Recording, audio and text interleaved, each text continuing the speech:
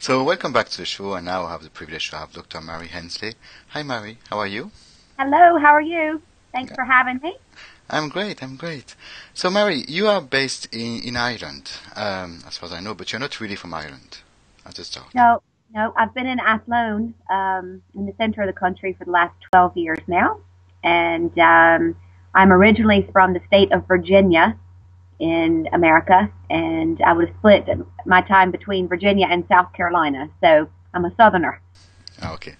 And how did you finish here in Ireland, especially in the center of the country of Ireland here? Because it's not really a very usual place to be, especially when No, you're it is here. not. I always say it picked me.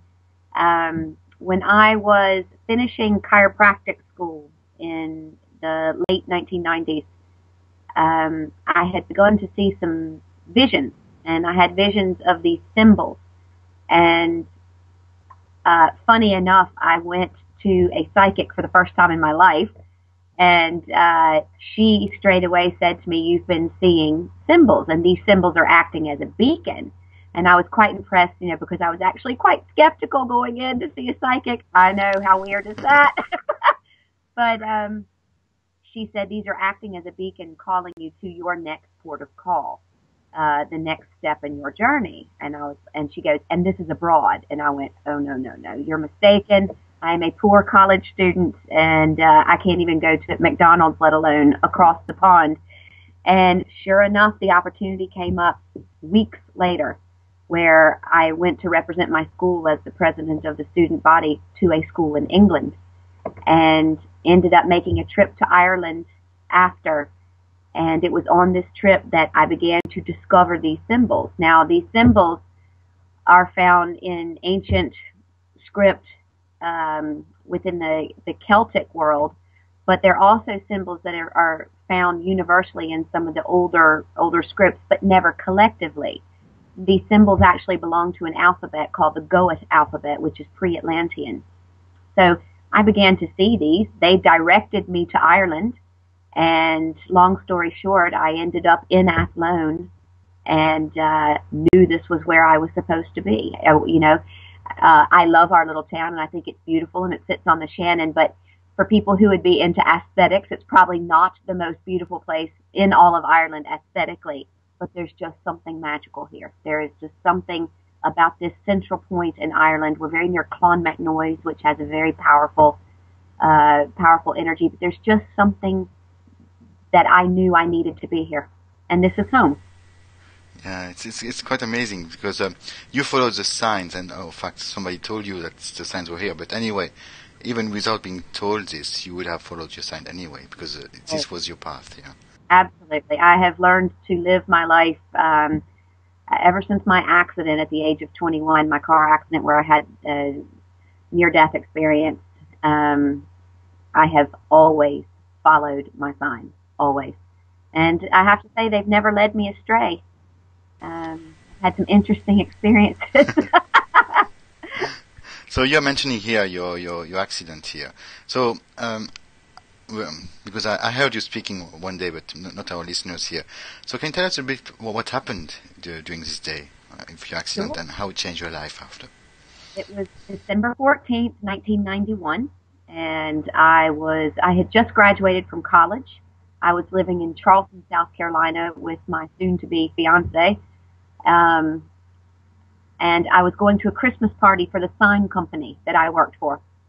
And being South Carolina, it was very hot outside, so I was wearing a Santa Claus t-shirt and bright red Bermuda shorts. And about half a mile from my apartment, I stopped at a set of traffic lights that intersected with a very large intersection, a major highway, 6 lanes of traffic going one way, 6 going the other. And I sat at the red light and waited for it to change. And when it did change, I started going across the intersection, and the last car in the 6 lanes coming towards me did not stop for the red light. And he was doing an estimated 75 miles per hour.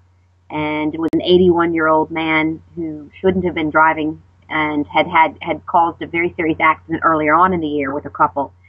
And he just plowed right into me. But the funny thing that happened was just before his car hit mine, everything stopped. everything just completely slowed down, and I was in control of the timing. I knew right at that moment that I had the choice of whether I was going to stay in my body and experience the accident, or if I was going to leave my body and watch the accident take place. And at that moment, I was crystal clear that I had been in that situation facing death on so many occasions that I did not need to experience the impact inside of my body, which that in itself speaks volumes. And I made the choice to exit, and I proceeded to watch the rest of the accident from a bird's eye view. I saw my car get hit. I saw my body get crushed, my head go through the window. I also saw a girl that I had gone to college with a few cars behind me where I'd been waiting at the red light. And I watched all the people run up to the car. I watched the man turn the engine off. I watched another lady put her telephone number and name on the front seat of the passenger side of the car while I was still trapped inside, which was very strange. And at that stage, there was a droning sound that I always describe sounds like bagpipes, that the drone of a bagpipe. And I think what was happening there was the actual raising of the vibration was the drone. And next thing, I was no longer watching the accident, and I was somewhere else. And when I arrived in that somewhere else space, it was like it was on the tip of my tongue. I know where I am, but I'm not quite sure yet.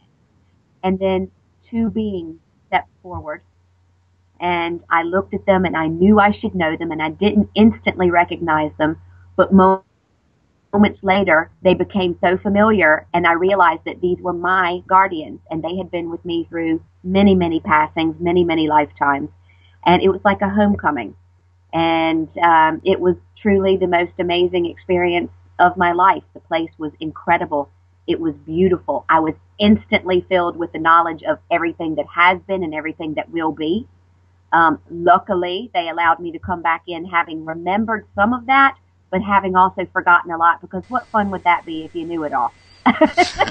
Yeah, but yeah, I'm not really sure how fun it would be, but this would give you some piece of comfort where you're going. But yeah, the excitement would not be here neither.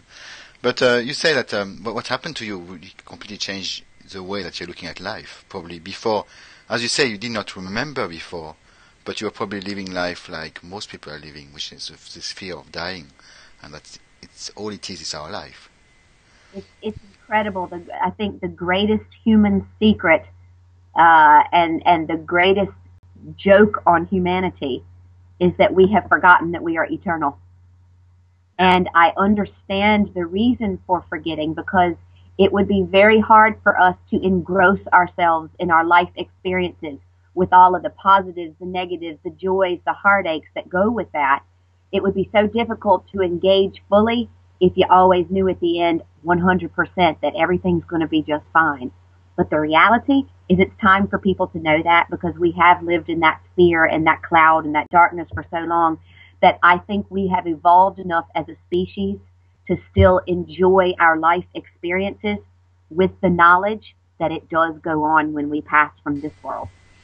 Yeah, and what you say here, we have evolved enough as a species. I think, yeah, it's really this race of global consciousness that now, even if we know that we will come back and we are eternal and so on, we are still here to heal ourselves and be the best version of who we are. Absolutely. Yeah. It's remembering that what I do to you, I am doing to me. And it seems like a trite statement that we hear all along, but I saw something this morning even that just touched me to the core. And it was a post that somebody had put on Facebook, and they were snapshots, and the title underneath said, "Rare photos from Iran that we don't ever see." And they were the most beautiful photographs of happy people functioning in their homes, in their workplaces, the children's faces. It was absolutely extraordinary. The snow on the mountaintops, women walking around in their fashionable outfits, talking on the cell phone. And it was just these lovely pictures of everyday life as we would see it.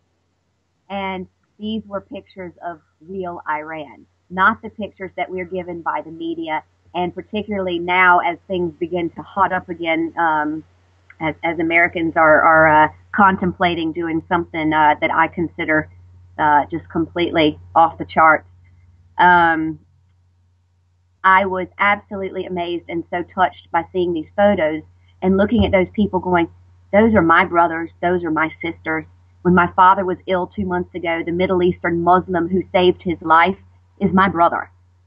And how we could be so backward still at this stage where we think that killing in order to attain material wealth is of any use to us in our evolution. So many of us get it, but the problem is that those of us who get it sit back passively and allow those who don't get it to make the decisions for us. And it's time that those of us who want to see this world evolve into an extraordinary place, the place that it can be and the place that it is. But unfortunately, up until this time, we've had to learn that through that huge dichotomy of dark and light. And I think that we have come far enough that we can achieve that sense of self and that sense of purpose and growth without having to have that complete imbalance any longer. It's been a necessary part of our evolution. But I believe that from this day forward, we've marked a time where we can be responsible for making those changes without all of the harm. So from this day forward. So you are claiming this. Right this minute, the now. Sorry.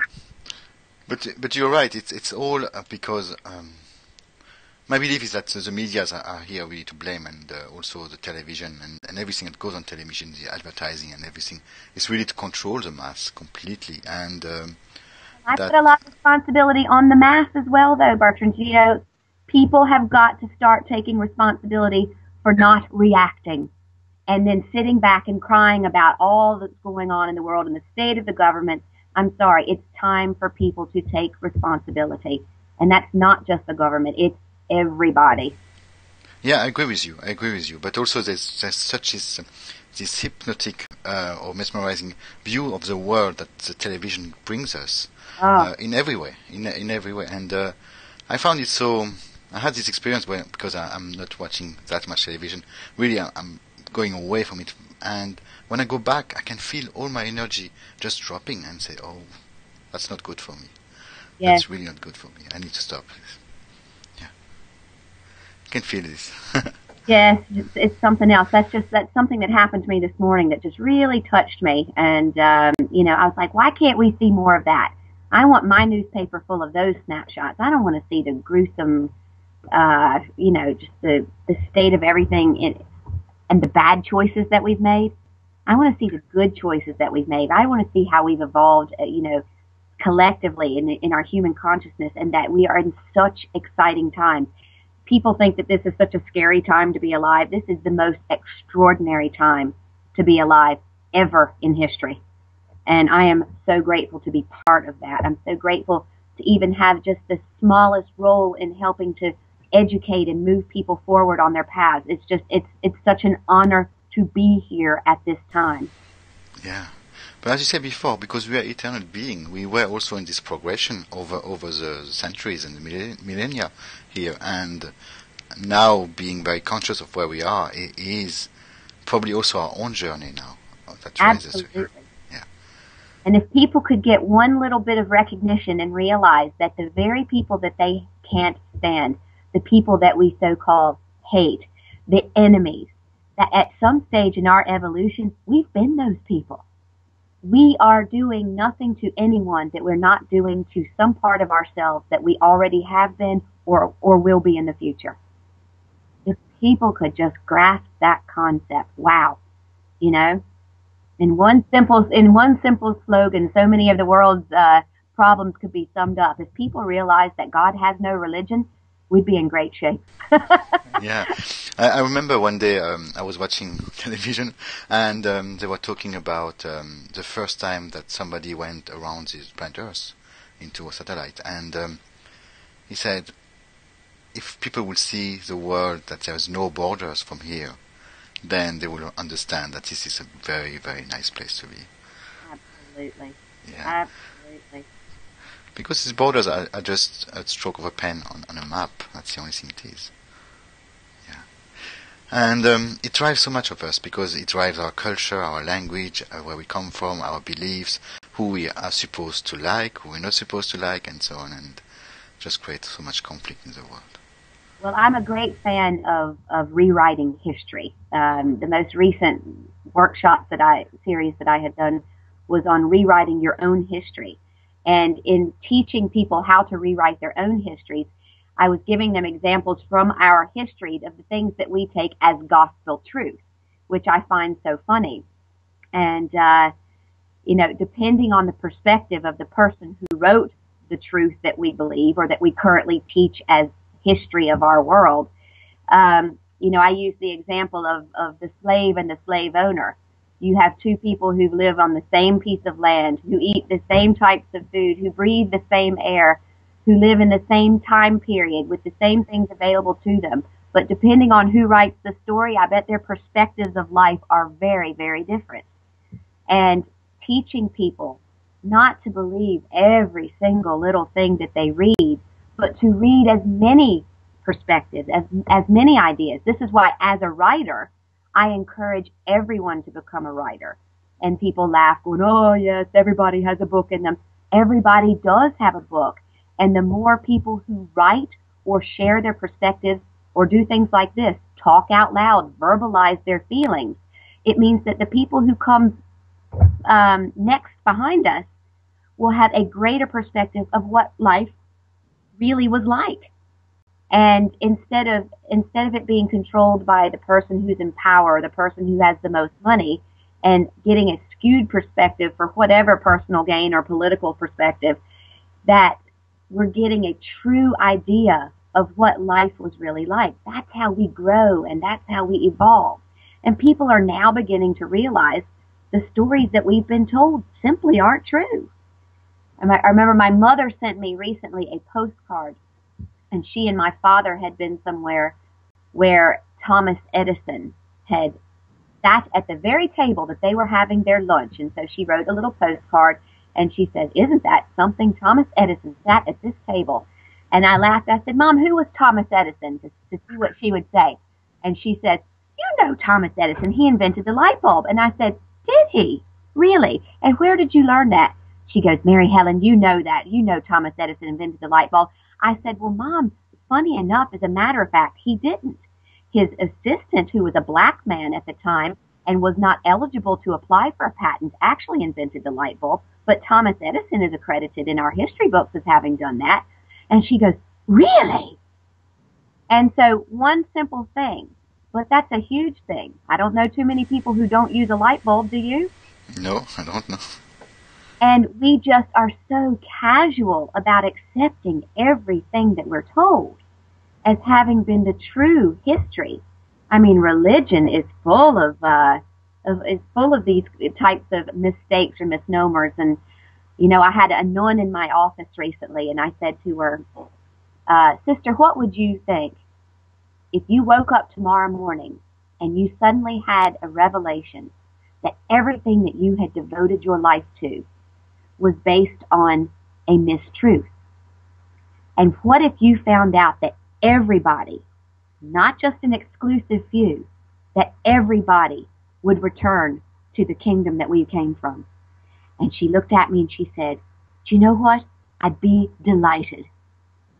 And I thought that was the sweetest thing, that she was able, even though she'd spent her entire life working for her particular religious organization, that she would be able to sit back at her age and turn around and go, I'm so happy we were wrong.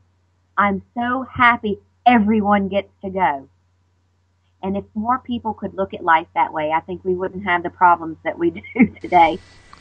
No, you're right, yeah. But you're right also when you said before that we are so we have this habit of looking at history and everything that happens in our life just by the facts or what we think are the facts.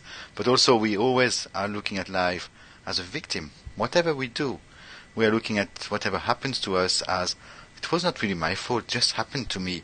And I didn't do anything, I didn't deserve this and blah, blah. But by changing a little bit the way we look at our own life also, we can really see what we learned and who we became because we had these challenges. Absolutely. Well, I think that we as a whole have taught ourselves not to take responsibility. You know what? If you mess up, it's okay to go, I'm sorry. I didn't intend to do that. I made a mistake. And I know so many people who cannot even utter those words. It absolutely would gut them to the core to take any kind of responsibility. They will talk their ways up it, talk their way down it, talk their way around it, but they will refuse to admit or take any responsibility for something that a simple I'm sorry could take care of. It's okay to mess up. That's what we're here for. We mess up all of the time. But we are actually teaching our future generations that it's not okay to take responsibility when we make a mistake. Put your hands up and go, I'm sorry. I didn't intend to do that. It wasn't how I started out. I didn't mean for it to go that way, but it did. And what I'd like to do now is find a way to make amends for that, and I want to take responsibility. And particularly when we hear ourselves saying something, I call it my BS meter, and I will call BS on myself if I hear myself saying something that I know isn't true. And we all do it. We do it to get out of things. We do it to make ourselves not feel uncomfortable. We do it when we know we've offended somebody, but we didn't really mean to. And we'll come up with the biggest pile of nonsense in order not to take responsibility for what we've done. Yeah, it's okay. Completely. And sometimes it's just, as you say, our BS, but our BS, it comes also from the fact that we want to blend in with other people. We just want to connect, and therefore we are going to create stories about ourselves, about how bad everything is, and so that then we can connect and relate to people and be part of a group. Well, it's Carolyn Mace has a wonderful phrase for that. She calls it bonding with our wounds. That it's human nature to bond with another through their wounds. It's much easier to relate to somebody else or to bring somebody else down to where you are by bonding or connecting with them through your own miserable experiences, rather than introducing yourself and going, hey, I'm Mary Helen. You know what? I've had some fantastic and some pretty crazy and some pretty awful life experiences. But I'm not going to introduce you to myself based on one of those experiences. I'm giving you the whole package. Why people would pick out the worst thing that has ever happened to them, stick it on like a badge, and introduce themselves to the world with that thing that happened God knows how long ago, and say, well, this is who I am. I am a victim of that, and that's the mantle I shall carry, and this is how you shall know me. It's unbelievable. I can't understand how they waste their life stuck on us an experience that happened many, many years ago. Something that, yes, we acknowledge is painful. Yes, it contributed to who you are as a person. Yes, it might have robbed you of opportunities in the past, but why is it still doing it today? Yeah, that's a big question. But again, it's because there was probably a gift at the time to have this story, and because it's always great to be a victim sometimes, because things are happening to you. So things are happening, then you are poor me, and you relate to other people, and then suddenly you realize, oh, that's a good story, unconsciously also. It doesn't serve us at all, but it's a good story, I'm going to keep it. And but we know that by keeping this story, we are only going to attract people that will be at the same level as us, but also we are not able to create our life moving forward.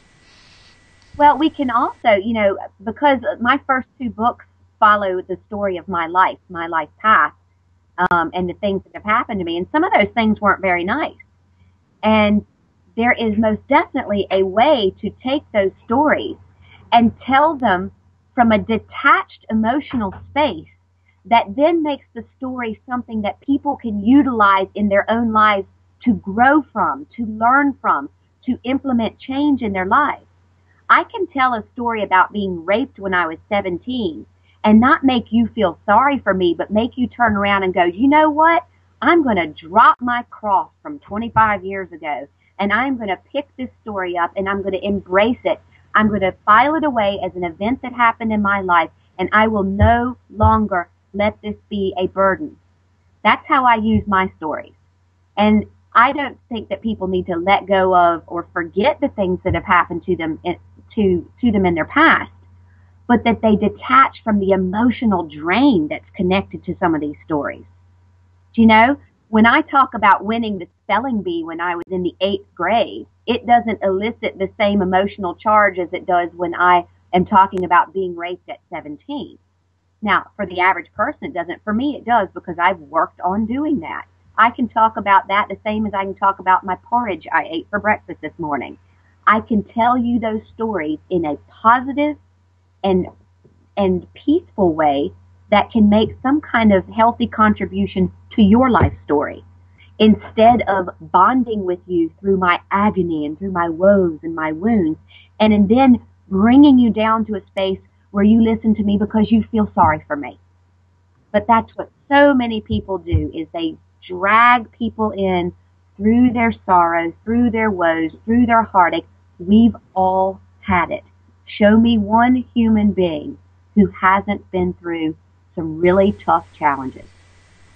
Yes. We need to get over ourselves and get on with it. Yeah, and I agree with you. Everybody went to some very, very deep challenges. Some that doesn't really look, but we experience them, and they're still very painful. But you're right. It's detaching from the emotion, but also, I guess you also were able to step back and say, okay, that was a time of my life. I did not maybe completely love myself, and now look what happened. And now I'm going to learn from this, and moving forward, I'm going to decide to love myself completely, so it will not happen to me again. Absolutely. And I also think with that comes a responsibility too. Now that I'm a parent, I could hardly turn around and tell my children to be positive about themselves, to feel good about themselves, if I'm still carrying a situation that happened to me when I was their age. I don't think you can, you have to make a choice to live by example. You have to understand that if you don't treat yourself with the same tender love and care that you would treat your own child, then how in the world are you expected to live an extraordinary life? We have to learn to be kinder to ourselves, more gentle with ourselves, more forgiving, not of the people that we think we need to forgive, but of ourselves. Most people you will find feel so badly about what happened to them in the past because they think they should have been able to change it somehow. I have found that time and time again. You name it, you name whatever it has, whether it's been abuse, whether it's been, physical trauma, they feel like had they made different choices or if they'd done something different, they wouldn't be in that pain. And I explained to them, look, if you were meant to learn that lesson, if that was part of your path, you might have avoided it then, but it was going to come in somehow because it's something you needed. You needed that in order to grow.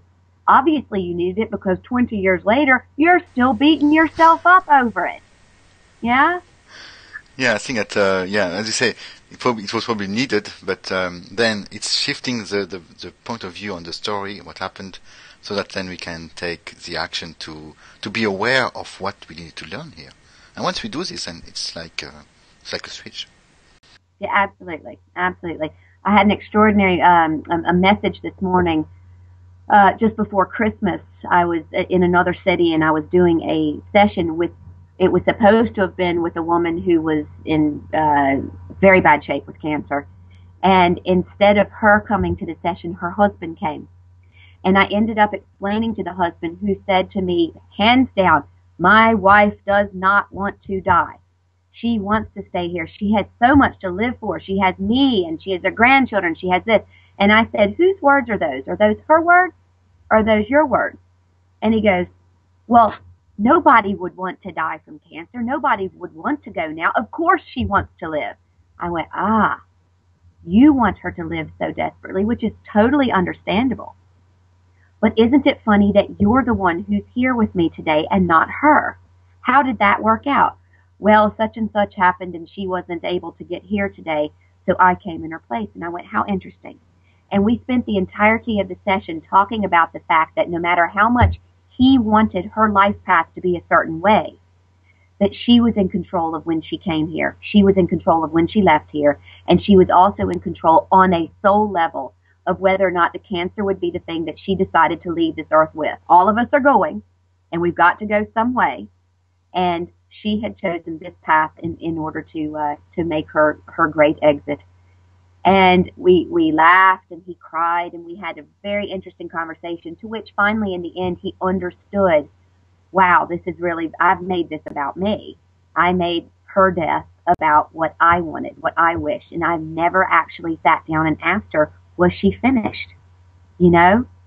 And so interesting enough, I got a text message this morning saying that she had passed away this morning and that he was utterly devastated. But I think underneath his devastation, he has a greater understanding that her journey was hers, and that while he will miss her physical presence, that who she is goes on.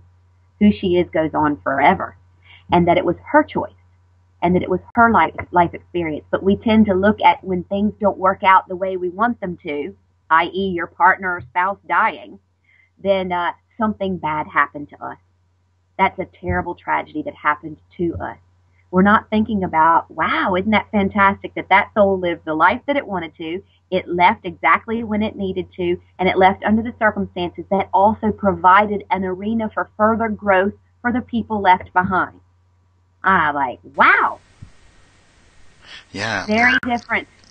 I was just thinking when you said this that the lesson for the husband was really to be able to embrace whatever he can control and what he can't control, and letting go of what he can't control. And that's probably the lesson. And this leads me, when I saw you speaking a few months ago, you said something about the party before we come to this planet. Yes. Soul party. And so that's a nice story, if you don't mind telling a little bit. And you said that something at the end about a gift. And I have several people that I mentioned that we know, that we're going to have this interview, and they asked me to ask you, what is this gift? All right. Well, I think you're referring to the meditation Yes. that I do that's called the planning room. And this meditation is based on an experience that I had when I had my car accident, and I was shown that this is how it works. And I had no previous inclination towards the concept of reincarnation. I grew up in a Southern Baptist Christian home. We didn't talk about reincarnation. It wasn't a thing. This was a new experience for me. So when I was first introduced to this concept out of body, and during the time of my death, this was all brand new to me. So this is not something from my current subconscious that came to the surface, maybe my collective subconscious. But this was a very foreign concept to me. And I was shown how when we are in between lives, when we are in the soul state, how we are responsible for picking and choosing the circumstances that we're going to lead in our next lives. And so I do this meditation based on the anticipation that a soul would feel. If you imagine yourself in a room and you're creating the atmosphere for a party, and you're there by yourself, and the excitement that goes with the anticipation of the guest coming to the party, and the smells and the sounds and the food you prepared and the music that's playing in the background, and the excitement because every person who comes through the door is someone that you want to be there. It's not one of those parties where so-and-so's over in the corner and you don't like them. And this is every single being in the room is there because they love you and you love them. And that anticipation builds until finally the first soul enters the room, and then the room begins to flood with souls. And you're having this chance to greet and meet and hug and embrace and say thank you, because these souls who are coming to this party are here for your going away party. You're going to go into your next incarnation, or the incarnation that we are in currently. And these are the people who are going to play the different roles in your life. And so with gratitude and a full understanding and knowledge of who you are and who they are, you get to say thank you. You get to embrace them and say, I'm so blessed to have you in my life story. And then when you can't think it gets any better, you're looking across the room, and there in the corner is the brightest soul, the one that you've been dying to see, that you are so delighted is in your party. And you make your way across the room, and you turn face to face to this soul, and that soul says, are you sure you want me to do this? And you're like, yes, I could not think of anyone who I would rather do this. And the soul says, okay, I'll do this for you. And please know that I do this only because I love you. But I'm going to ask one thing of you. And what I want you to do is promise me that when I hurt you the most, that you will never ever forget this moment and remember who I am. And you turn to that soul and go, how could I? How could I ever forget? I'm asking you, the soul that loves me the most, to play the part of the biggest villain in my life, the person who hurts me the most on earth, the person who pushes my boundaries, who creates the most physical, emotional, spiritual trauma for me. How could I forget that you loving soul, chose to do this for me? How could I ever forget something so special? And then, of course, we get to earth and then we forget when the people who hurt us the most are the very people that we have handpicked to play the role in our lives that nobody wants to play. No one wants to be the bad guy in reality. But because we love one another, we choose to play that part for each other. And so it ends the meditation where you've planned your party and you've planned the life and you've gotten the chance before the experiences to say thank you so much to the souls that played this part in your life. And it's very much like that. And that meditation comes from the real experience that I had when I was shown by my guides that this is how it happens. We have full and utter control over the experiences that we are going to have while here. But the beauty of it, the beauty of the earth experience, is that it comes with free will. It's like you arrive here with an outline, a subconscious checklist of things that you want to accomplish, whether it's compassion, whether it's deep understanding of personal gain or loss. It's endless, what the combinations are. And we have this outline, but in between each of the checkpoints, we have free will, which means that someone unexpected could come into our story. Someone from a neighboring soul group could make an appearance and go, hey, guess what? Let's shake things up a little bit. And that we have the opportunity to roll with that. And that our lives are not blindly dictated by some master who's got us like puppets on a string. That we actually have the choice to whether we accomplish these goals or not. It's the same as if you chose a university to study these courses. You are there, you are present, you've paid your money, but it's up to you whether you actually attend the classes and pass them, right? And the life experience is the same. We've signed up, we come in with a game plan that when we are smart and we're in our full right minds, when we're in the soul state, we go, okay, I want to go get this. I want this hardship, I want this physical challenge, I want this, because when we are in the full of ourselves, nothing frightens us. And we make these choices that we come and that we want to accomplish, but because of free will, we have the choice whether to accomplish them or not. And sometimes life can become so overwhelming that we just don't make it to the next point. And that's okay. And it means that we start again, when we reincarnate, we come back in and we pick up where we were in a different life with a different set of circumstances. It's an amazing, amazing, amazing way to live, and it's one that will allow the human race never to grow tired of itself. Yeah, and when we have this awareness that this is how it's happening, you kind of start to recognize these souls in your life. You kind of say, oh yeah, I remember you gave me this hard time, and now I know why. And you kind of have this gratitude coming from yourself and say, yeah, if I didn't have this, I would not have learned this and this. Absolutely. Yeah. So the question becomes every time, what is it for me to learn here? How would I grow from here? Yeah. Well, and the only time, this is terrible, the only time that this really sucks is when you really want to be mad at someone and you can't. I mean, you and I both have had experiences in our lives where somebody has just, are you kidding me? Are you kidding me? How could you do that? How could you treat me like that? And the biggest mistake human beings make, where they go, I would never treat another person like that. That's when you know you're in trouble.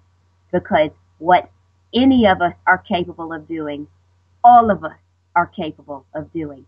Don't ever say never. I could never murder. I can't believe I'm going to judge him because he murdered. I could never murder. Are you kidding me? If someone broke into my house and was threatening my children, yeah, I could murder if I had to. I could hurt someone's feelings, and I have, I'm sure, on many occasions.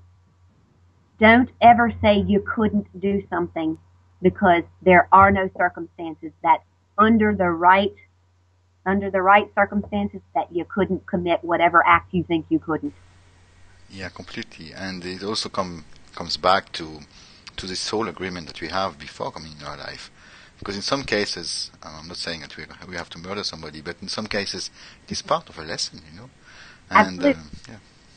Absolutely. And then, what I'm beginning to realize, though, because I've always been a very big advocate of the fact that I think Earth is such an amazing place because it offers such diversity. People are always going, world peace.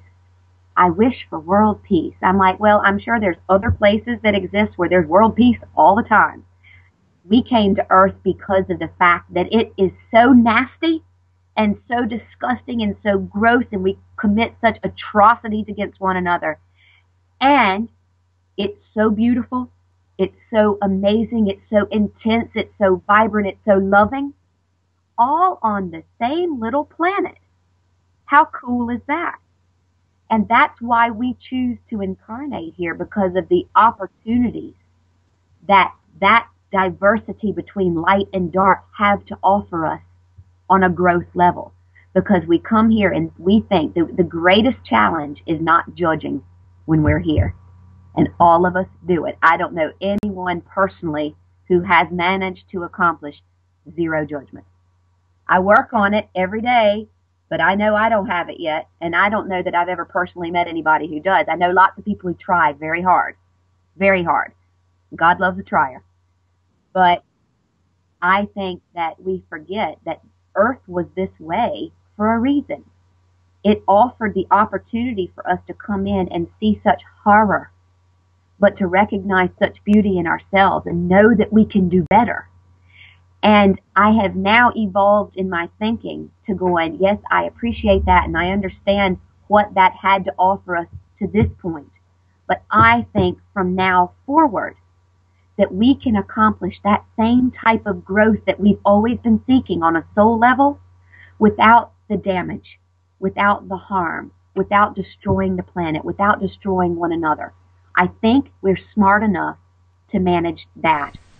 I really do. Mm-hmm. But I think that also we needed to experience the horror. We needed to experience all of this before. Agreed. Because else there would be no contrast. We will not know, peace for what and what peace means. Now we kind of know what it means. And agreed. It's the ultimate Earth experience. Yeah, and as you say also before, people are starting to talk about the beauty of the planet and beauty of the people, which is something that even 20 years ago you didn't really hear this too much. It was all about how we will benefit from here. But now it's kind of starting to see, yes, there are beautiful places in the world, and it is a lovely planet. Absolutely. Well, now you can understand why what I spoke about earlier about the pictures from Iran. Now you can imagine, I'm 42 years old. I grew up in America. You know our history, and you can imagine what I would have been bombarded with growing up about Iran, Iraq, the Middle East as a whole. They were the bad guys. They were the enemies. These people had no faces, no names. They had no families. These were just the people who were causing harm on the planet, and it was our job to go in and make that difference.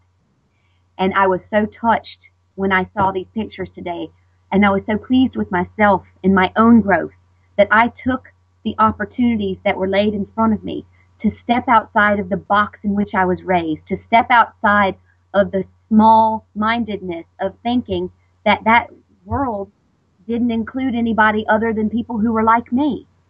And I just felt so grateful that I have made it this far to recognize that I could look at those people and go, you are no different than me, and I am no different than you, and we all belong here, and we have got to find a way to exist together. That's why that was so special for me today. Yeah, it's kind of strange, because when you were telling this, something popped in my mind, because I was born... Ooh, I love that. I saw the light bulb. Yeah, it was kind of because I was born at the border with Germany, and this part where I was born was always a battlefield for centuries. And it just now it's just clicked in that I needed to be part of this part. I need to be part of this culture so that I can understand better this. And I can now see what we can do in the world also and how we can live our life. But I needed to be part of this. I needed to be completely immersed in this culture and my family suffering through the war and everything so that I can understand that. Absolutely, I agree. I used to spend many years wondering, was I dropped off of the spaceship in the wrong country?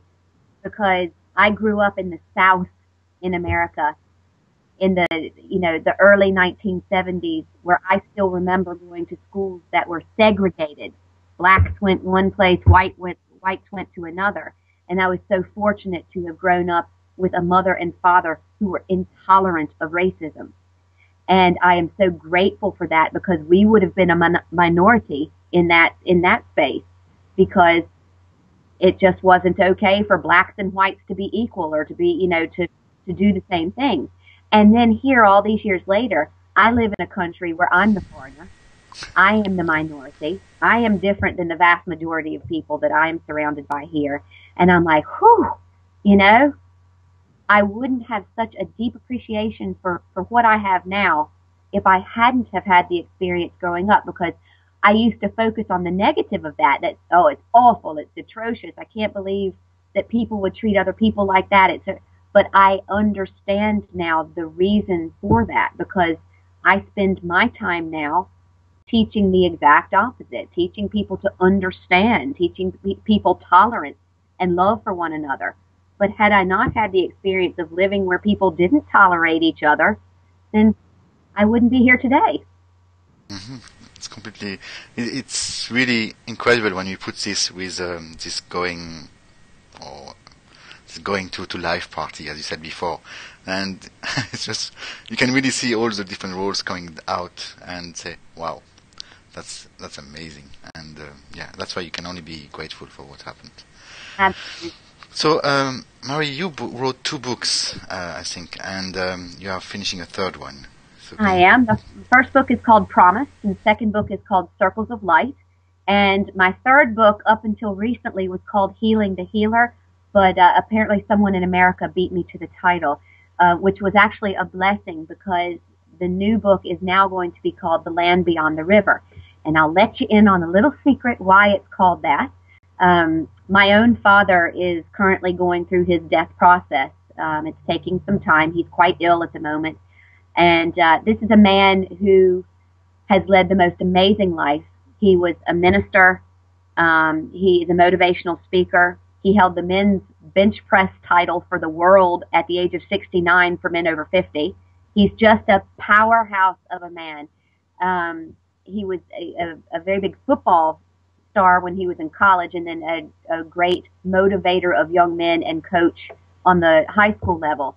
And he's actually being honored in February in the Football Hall of Fame.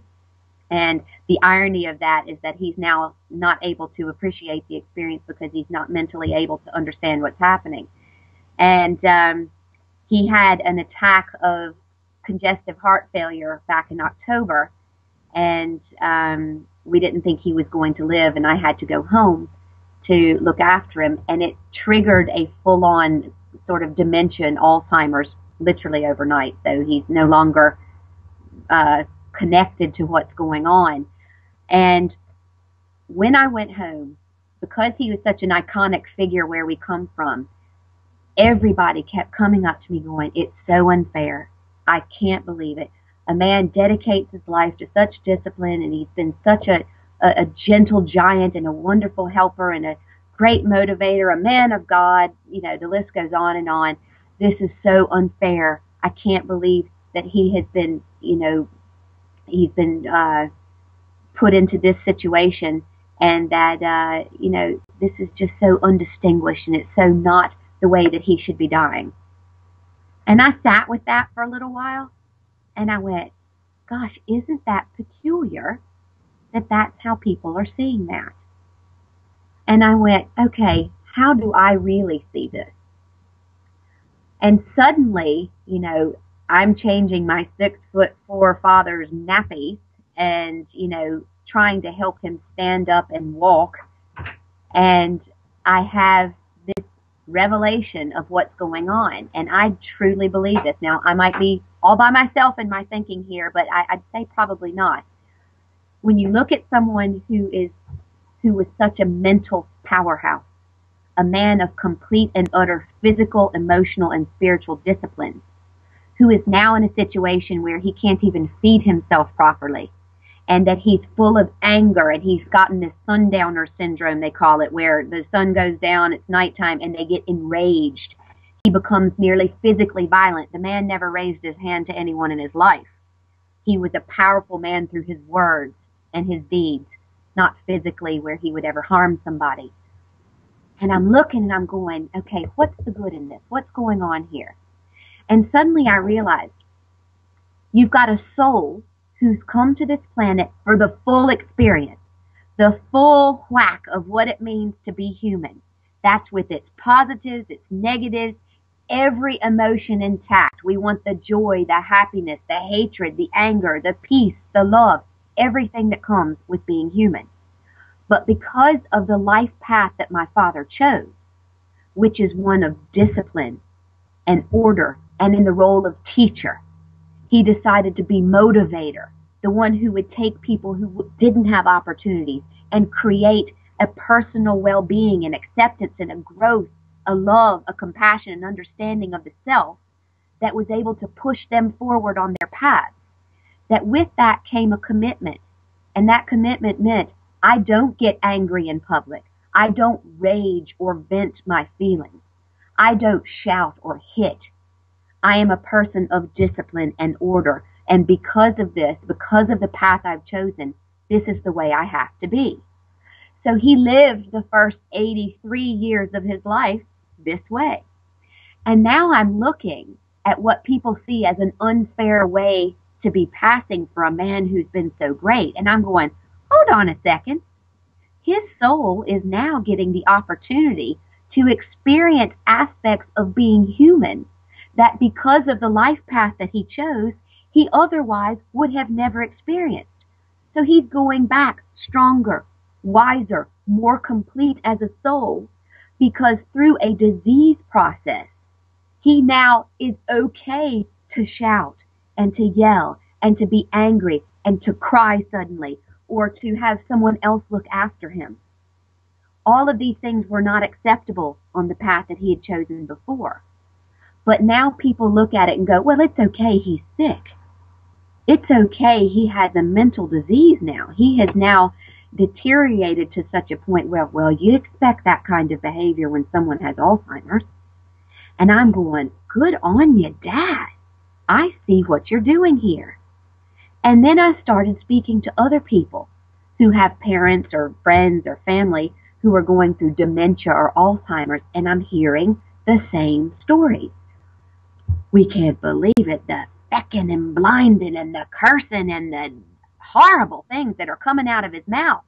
And he was such a gentle person all through life. And I'm seeing a common denominator here. People who had chosen a path of excellence, people who had chosen a path that required sheer and utter discipline in order to support the life paths of others. It wasn't okay for them to act this way, but under the guise of a disease, it's okay for their soul just prior to death to gather up as much as it can take back and go back that much more complete than it was when it came here. Isn't that an outstanding way to look at this particular type of disease process? Completely, yeah. I think it is, and it sounds so true. You know, it sounds so true when you're saying this, because it's his way of going, because he could have chosen another way. Sure. Yeah. He could have had a heart attack and gone out instantly and with dignity. And the biggest lesson is the people who are looking at it going, this is so undignified. And I'm going, oh, you have so much to learn. Hang around them for a little while longer and see how undignified this is.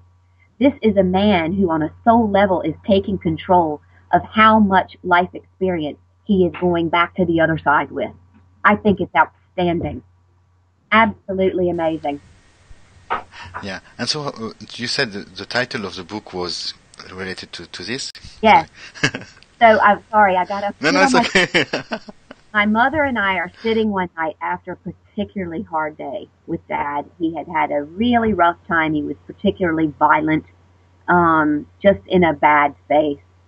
And we were tired, and Dad wouldn't lie down because he had convinced himself if he laid down that he was going to die on the spot. And he was furious and angry, and all of a sudden, he climbs up into the bed, and he's giddy like a child. He's nearly clapping. He's so excited. And I'm looking at my mother, and she's looking at me, and I said, hold out, watch out, what's coming next? He lays down on the bed, and he starts to reach out. And I said, Dad, what do you see? And you could see him looking beyond us. And he said, I'm looking at the land beyond the river. And this is the title of my new book because of this. And I said, let's talk about it. What's it like? And he said, it's more beautiful than anything you ever wrote about. And I said, well, great. What's going on? And he said, I can see Mama there. I see Mama. Now, remember, this is a man, a Christian man, a man of Jesus. He didn't see Jesus. He didn't talk about God. He saw his mother. And he sat there smiling and looking and saying, she looks so beautiful. She looks like she did when she was young. And I said, oh, isn't that wonderful? And then he froze, and his face just changed. His eyes were as big as saucers. And he goes, oh, my gosh. And I said, what, Dad? I see Daddy. And my father's dad would have been not high on his list of favorite people. He was, I'm sure, I didn't know him, but I'm sure had his own reasons and his own way of living, but he would have been a drinker and a gambler, and for someone like my father who's chosen his life path, it would have been very difficult for my dad to digest. And he also died quite young and left my grandmother with a young family to raise all on her own. And my father's look of pure astonishment that his father was there. And suddenly, at 84 years of age, my dad stops dead in his tracks and he goes, I've had it all wrong. I've had it wrong the whole time. Everyone's welcome here. And my mother's looking over, and she's got a little tear coming down, and I'm kind of, choked up. And he goes, I didn't realize. And I said, what, Dad? He goes, you can't mess this thing up. And I thought, wow, is that not one of the greatest things to say about life? You can't mess this thing up. No matter what you think you're doing right or wrong, you can't get it wrong. Everything serves a purpose. Everything is perfect under the sun. Everything with reason.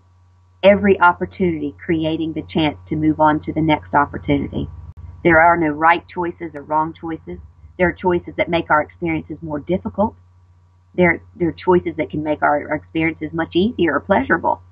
But each one of them serves a purpose. And there, that man who had dedicated himself to what I would consider as a Christian, for him, an exclusive club. Christianity never made sense to me in the fact that I had difficulty believing that just because you didn't believe in one person's life or death, that you didn't get to go to the other side, because that was just completely incongruent with my personal experiences. Not that I had no disrespect for Jesus. Jesus rocks. Have a lot of respect for Jesus as an individual, but I don't believe it's the only way to the other side. I've just seen too much evidence. We're all welcome there. And after all those years of preaching that, my dad, just like the little nun who was sitting in my office, dropped everything. And it didn't negate his life's work. It didn't negate his life experience. The pure joy and adulation on his face when he realized I had it wrong. Everybody gets to go.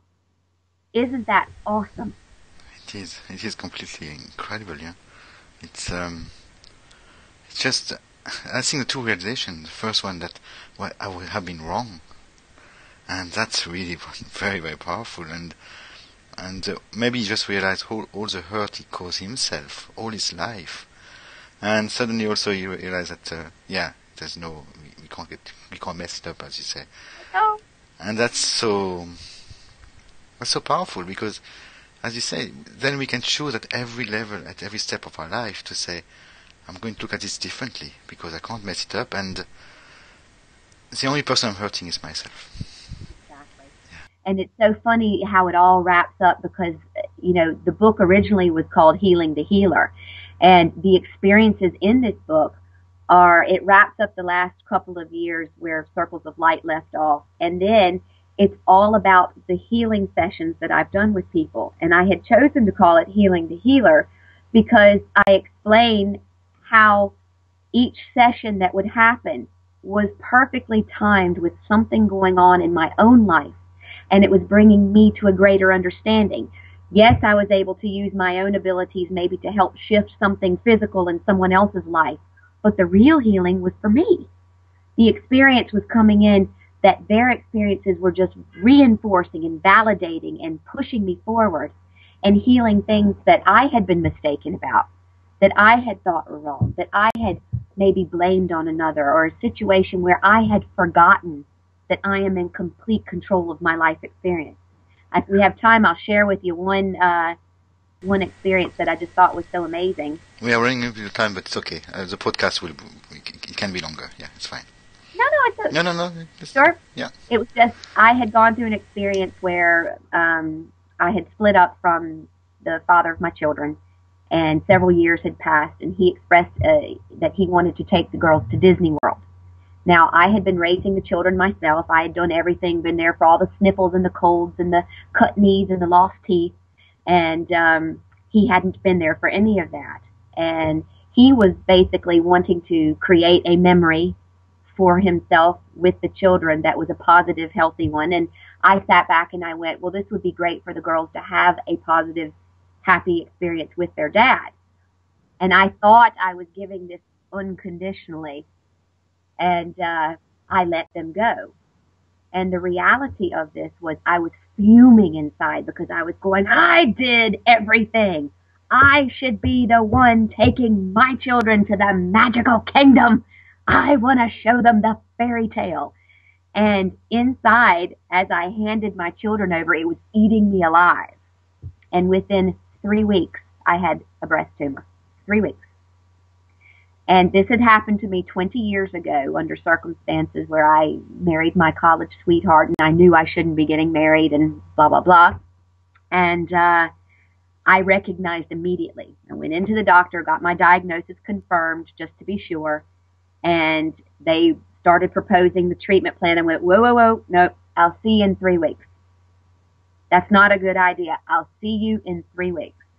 And I left the office and immediately started taking control of the fact that my own anger, my own venom in the course of one trip to Disney World, because I had not allowed them to go unconditionally. I was so angry inside at myself that I had let him take them for that experience. And it was ridiculous. And I knew I had done it. I put my hand up, I owned it, and I started to heal that day. And it took me exactly 3 weeks with the change in my mindset and with the use of Essiac, which is a cancer tea that I would use with patients. And when I went back, of course, in 3 weeks' time, I was healed. And literally within weeks of this experience, a woman walks through my door for a healing session with me. She has breast cancer. She lays down on my table, and I said to her, why are you here? And she said, because I have breast cancer. And I said, and why do you think you have it? And she looked at me like I was crazy. Because I just got it. And I said, okay, so you're in the victim mode. I just want to be clear. And she went, what? So you're a victim of breast cancer? Yeah, isn't everybody who gets that? And I went, no. And I explained to her, and she was looking at me like I had 40 heads. And I said, you're going to leave here with a greater understanding of why this is in your life. If I accomplish one thing, that's what we're going to do. And she thought, whatever. And she lays down on the table. I place my hand over her solar plexus. And next thing, I'm reading her story. That's my particular gift, is touching someone, and I can listen to the body tell me Why does this body have this illness? And so I said to her, let's go back 2 years. And she goes, yeah, 2 years is when I got my diagnosis of cancer. I said, fine, okay, that clears that up. I said, let's go back 2.5 years when your husband started having an affair. And she went, excuse me, do you know him? And I said, no, I don't know him. But your body told me that that's exactly what caused this situation. And she went, what? And I said, isn't it funny that you found out about your husband's affair 2.5 years ago, and 2 years ago you were diagnosed with breast cancer? Breast cancer is about over-nurturing. How did you handle it when you found out that your husband was having an affair? She said, I didn't. And I said, so you never talked to him or confronted the situation? No, I was afraid of what might happen with our family. Ah, so she was afraid the family unit would break up because she acknowledged that he was doing something that was hurting her, so she internalized it. She poured her attention and over-nurtured her children instead of focusing on the hurt that she needed to express to her husband. And because of this, I'm suggesting to her this is why she brought the disease process into her life. And I said, I want you to tell me something positive that's happened since you've had cancer. She goes, I can't. I've been sick the whole time. It's been horrible. And I said, are you sure about that? And she said, yes. And I said, well, tell me how your husband's affair is going since you're so sick and he has to mind the children now. And she's like, oh, the affair is over. She said, there's no time. I'm sick and I'm bedridden most of the time and he has to do everything. So there is no time for an affair. And I went, ah, so you got your family unit back. And then you could literally see the proverbial light bulb, ping. And she realized, oh my God, I did this to myself. Hallelujah, sister. You got it. And all of a sudden, you just see her flooding with questions of, am I this powerful? Could I have actually done this? And I explained it to her. I talked her through it. And the whole time I've got my hand over her breast now. And she's like, what are you doing? My boob's on fire. And I'm like, you're healing yourself. That's what's happening here. I said, I might be helping out a little bit by directing the energy in the right way. But your realization, your understanding, the fact that you're realizing that this disease process served a purpose for you, you're starting to heal. That's what you feel going on. I ran into her there the other day, and she and her husband live happily ever after, and she is cancer-free for the last 3 years. And I think it's a very wonderful and relevant story because I had only just gotten over my own experience, and I would not have owned it in order to assist her through her process had it not happened to me. Now, it doesn't mean that I have to experience every bad disease out there, every negative, everything, but it's the understanding. And this is how our lives work. If we would stop looking at everything that happens to us in a negative light and start going, this is something that eventually I might use to change someone else's life, my own included. And that's where the land beyond the river goes. That's the stories that are in the third book coming up. So hopefully that will be ready for publication in March. And if anybody's interested in checking out my other books, they can either go to my website, which is www.maryhelenhensley.com, or to Book Hub for You, BOOK, the number 4, the letter U.IE. And I've just come into the technological age and am updating my website, and I'm now going to be doing little blogs and little podcasts and finally getting on the same train that you're on. I can't believe I actually got my Skype to turn on. I'm very proud of myself. We're all proud and grateful that you could do this. That's great. So the two first books are really your story, your life story, I think. Yeah, the different stages of your story. And they are really fascinating because just for the listener listening to this, I know a little bit more about your life story because you shared it on one of the events. And they're just fascinating. But the lessons and how you learn and how you yourself pulled out of this and created this life that you have today is just amazing. So they're really two books to read. Well, thank you. Well, like I said before, I'm a strong advocate of putting up your hand and going, you know what, I messed up there. But so what? If I can help you by pointing out where I messed up, and I'm not punishing myself for it, I'm laughing at it and going, hey, I get this. And I have no problem sharing the stupid mistakes that I've made, and I have made so many of them. But I've also done equally as many wonderful things. And I don't dwell on any one of those because I think you get a bit of a God complex if you tend to focus on all the wonderful things you've done all the time.